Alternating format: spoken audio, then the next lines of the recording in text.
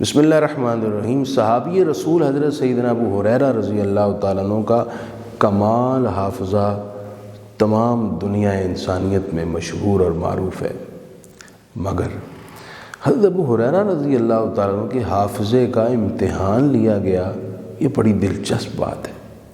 حضرت ابو ہریرہ رضی اللہ تعالیٰ عنہ بڑھاپے میں بھی بڑی کثرت سے احادیث بیان کرتے۔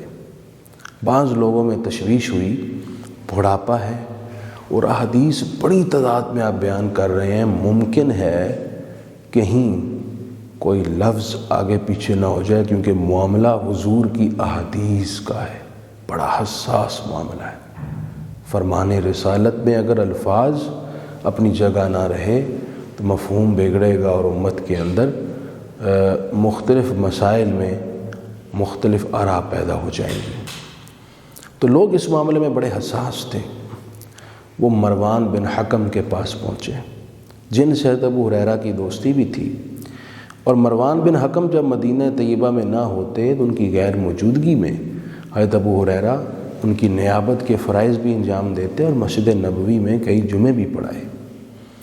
مروان بن حکم سے کہا کہ حضرت ابو ہریرہ بڑی کثرت سے احادیث بیان کرتے ہیں، بڑھاپا ہے، بڑھاپے کے اپنے عوارض ہیں، تو احادیث کے بیان میں کسی قسم کی کوئی ایسی لغزش ہو گئی تو بہت مشکل معاملہ ہوگا، امت کے حق میں مسائل کے بیان میں اور استخراج میں آراء میں اختلاف ہو جائے گا۔ مروان بن حکم نے کہا کیا کیا جائے؟ حضرت آپ اس معاملے کو امتحان لیں، دیکھیں اور چیک کریں۔ مروان بن حکم نے ایک دن اپنے محل میں علماء کی ایک مجلس لگائی، حضرت ابو ہریرہ کو پیغام بھیج دیا کہ آپ تشریف لائیں، ہم آپ سے احادیث رسول سننا چاہتے ہیں۔ حضرت ابو ہریرہ کو بڑا شوق تھا آقا کریم کی احادیث بیان کرنے کا، آپ خوشی خوشی تشریف لائے۔ مروان نے پردے کے پیچھے ایک شخص کو کھڑا کیا اور کہا جو احادیث یہ بیان کریں وہ ساری نوٹ کر لینا۔ حضرت ابو ہریرہ رضی اللہ تعالیٰ عنہ نے 100 احادیث بیان فرمائیں۔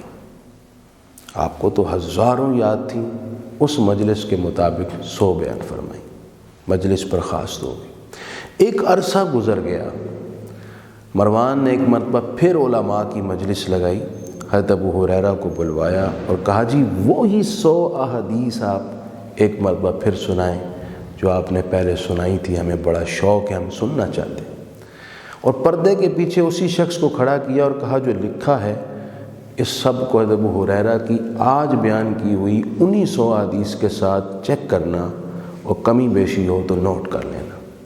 حضرت ابو ہریرہ رضی اللہ تعالیٰ عنہ نے وہی 100 احادیث دہرائیں اسی ترتیب کے ساتھ، اور حافظے کا کمال یہ، یادداشت کا کمال یہ، ایک لفظ بھی اپنی جگہ سے آگے یا پیچھے نہ تھا، ویسی کی ویسی ہی وہ 100 احادیث بیان کر دیں۔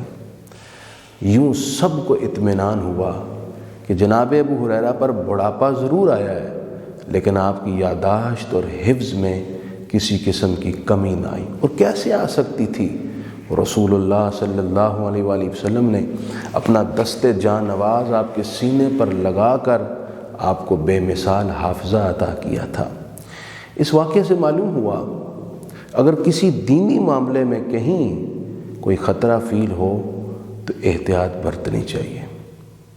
نمبر 2، اگر کسی دینی بڑی شخصیت کو پرکھنا ہو، احترام کا معاملہ بہرحال پیش نظر رکھنا چاہیے۔